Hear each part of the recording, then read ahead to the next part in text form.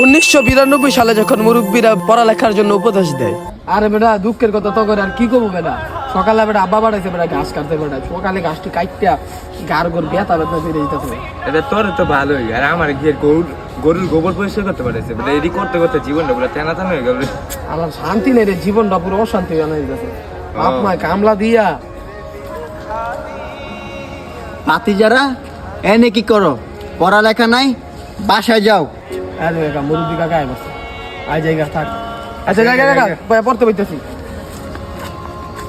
2026 সালে যখন মুরব্বী চাচারা জ্ঞান দেয়, কি প্রেম করস বেটা, প্রেম করলে প্রেম করানোর মতন করবি, যেটি করবি লাভ হইব। তুই এর একটা প্রেম কর, 3-4টা এক লগে সমানে ঘুরি বেটা, নইলে দেশ চলবো। আয় রে তোরা যাও চলো। কি কাকা ভাতিজারা তোরা এনে কি করস?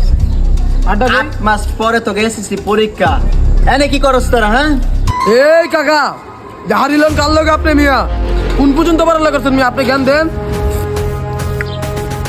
এই মিয়া মুরব্বী একদম রুক করে দিন, চাপেন চাপেন, পড়ালে কোনো কথা কইবেন না, সব কথা কইবেন কিন্তু পড়ালে কোনো কথা কইবেন না, জান।